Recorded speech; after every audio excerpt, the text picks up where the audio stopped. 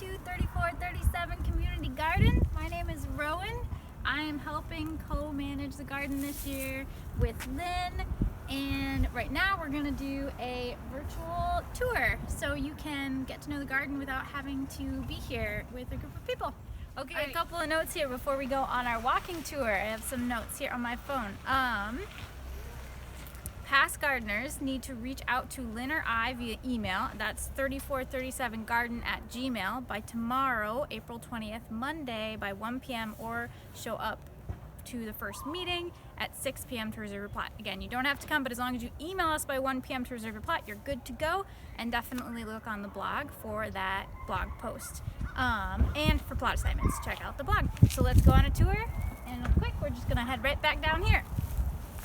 So first we have some community garden area where it's open garden here and here. There are herbs there during the summer, which you are more than welcome to grab, like this area, and some catnip back there. Really beautiful. Okay, and then we get into the plots. And the plots have numbers, most of them.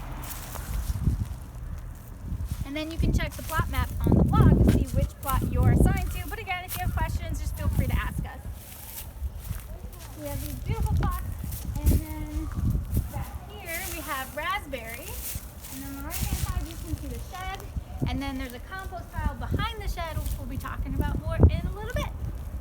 So welcome to the history lesson right here. Got a couple of history notes. So this is our 11th year being a place where we can dig in the dirt and build awesome community. The building was torn down by the city of Minneapolis, and then it became this garden. So the initial grant was from the Wedge Community Co-op. Thank you. They started this project off, and now it's continued to grow by the community that surrounds it. And then the Powderhorn Park Association helps manage the ongoing finances for it. So shout out to them. Next, a little bit about COVID-19, which I know is on everybody's mind. Most importantly, we really want everyone to stay safe and feel comfortable being in the garden this year.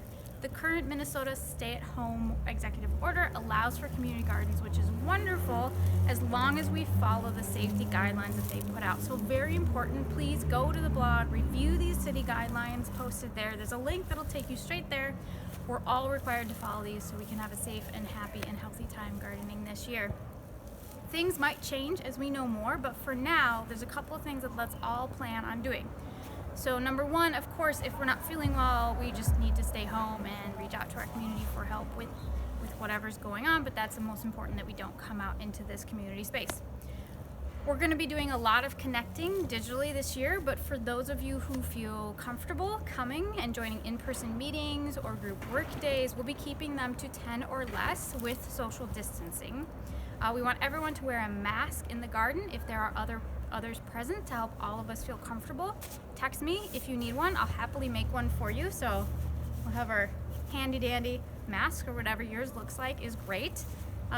We want to give each other 6 feet of space when possible. So we have our walkways, we have back walkways too, and we just want to be really respectful and mindful of space. As we're not equipped to disinfect the community shed or the tools in there with bleach or warm water, please bring your own tools and gloves this year, and also your own watering can. I know this is a little bit of a change, but for those that are financially unable to bring their own tools and gloves, connect with us one-on-one and we can arrange for loaner tools for the year. Absolutely no problem, of course. Lynn and myself will keep the rain barrels full, and we'll ask that you text us if for some reason we didn't notice and they need to be filled, so we can swing by and do that right away. So then we're the only ones working with those different tools and touching those things. Most importantly, if you're not feeling safe, let us know so we can communicate to those in the garden community and support everyone with COVID-19. And of course, more to come, but that's just what we're starting out with for this year. Okay, so getting down to our favorite thing, and the reason we are here along with building community is gardening. So you saw we have the rain barrels here. When you use them, please remember to put the blocks back on top of them so those lids stay on. And now let's talk about gardening. So these are what the plots look like. Obviously there's a variety. Some have things around them, some don't.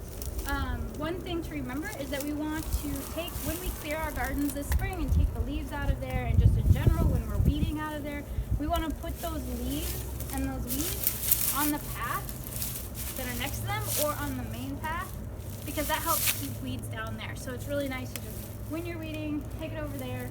Another good thing is before the weeds flower, make sure to pull them. If you're harvesting weeds for use, that's wonderful and great. We just want to make sure we harvest them before they flower and spread throughout the garden.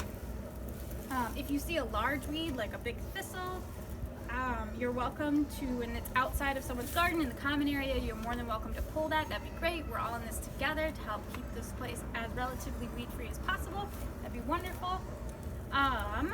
Please help yourself to catnip and herbs, like I mentioned, in the front community spot, and catnip is closer over here towards the building in the front. The winds tends to blow in a good amount of trash into the garden, so please, if you can, please pitch in and pick up the trash while you're here. It can be helpful to bring a plastic bag with you when you come, and then take that trash with you and dispose of it. Definitely wear gloves because it is that city trash, but since we are located in the community, we definitely see some of that come in from the park side and the back alley.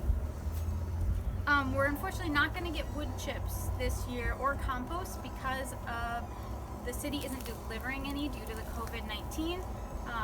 If you'd like to get compost, definitely reach out to us and we can see what we can do to support that need for sure, but we're not going to get that full delivery because the city's not doing that this year, unfortunately. Just a heads up on that. But if you have a concern, for sure, feel free to reach out to us.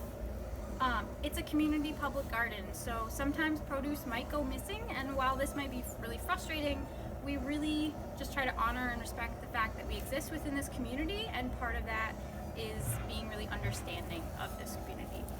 So yeah, that's a 101 on gardening, and happy planting.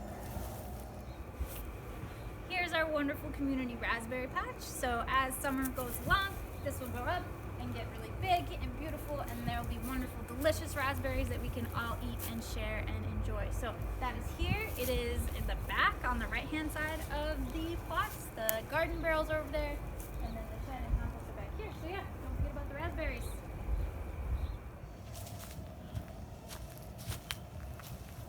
Okay, so now we're going to talk about glorious compost. As you can see, we have our 3 compost bins there. We definitely want to feed the compost this year, so please feel free to bring your food scraps from your home. Key is though no dairy, no meat, bones, pet droppings, or animal products, because that will attract pests and can spread disease. So we don't want that. What we do want though is food scraps, coffee grounds. Worms love their coffee, interestingly. The caffeine addicts. Grass clippings and leaves, shredded paper and biodegradable cups, cartons, etc., cardboard, but it has to be shredded into small pieces so it's able to biodegrade with everything. And so we'll take some time to turn it and keep it healthy, but if you want to pitch in with your food scraps from home, that's awesome. So the last thing that we're going to talk about is the community agreement. So this is actually a document that's up on the blog, and we ask that you please review that for the community garden. It's really just helps us all be on the same page of how we're going to work together and garden together, but I'll go through a couple of highlights. So cost of participation. So the plots are $20 or what you can afford. You definitely won't be turned away due to inability to pay. So please, if you want to participate, but $20 feels like a lot, still reach out, let us know. Another agreement is that we will care for our gardens and keep them within the limits of our plots to avoid growing plants that are, avoid growing plants that are really, really tall or that grow outside of our limits, just to be respectful of our neighbors. We don't want to plant things that vine really heavily, so that's like squash, watermelon, and pumpkin, as they get everywhere and get super out of control. So we want to avoid the squash, watermelon, and pumpkins for sure. We don't use chemicals, pesticides, herbicides, fungicides, or non-organic fertilizer to treat your garden. If you're having an issue with a plant, the U of M is a really great resource, and Lynn and I'm happy to help as well. We're happy to problem solve if something comes up, but we definitely under no circumstances want to use those products in the community space. Not planting any illegal plants. Obviously, it is a substance and weapon-free community space, so please be mindful of that. Guests and visitors are of course welcome. If we bring them, we just want to make sure that they're also looking to follow the community agreements, so then it's that respectful community. So lastly, it is, the last one on there is all about, of course, that respect piece. So we'll respect other gardeners, and we will not use abusive or profane language or discriminate against others. We'll work to keep the garden a happy and secure and enjoyable place for all of us, where we can socialize and peacefully work together in a neighborly manner. So that is the gist of the community agreement, but that's just a couple highlights. There's other stuff in there, so please go onto the blog and read that as well, so we're all on the same page. All right, so ending out today, I just want to remind past gardeners that to reach out to Lynn or I via email. Again, that is 3437garden@gmail.com. By tomorrow, that's Monday, so hopefully this will be posted Sunday if we can figure out the technology. So by tomorrow, April 20th, 1 p.m., or show up in person at the 6 p.m. meeting to reserve your slot. But again, you can always just email. So there are many alternatives to connecting and staying connected this year that don't involve face-to-face contact. So definitely we want to let you know that, so you feel safe at whatever level you're at with the COVID-19 things. Definitely don't feel obligated to come in person if you don't feel comfortable with that, for sure. We are here digitally and we can collaborate digitally, and we're being really creative this year.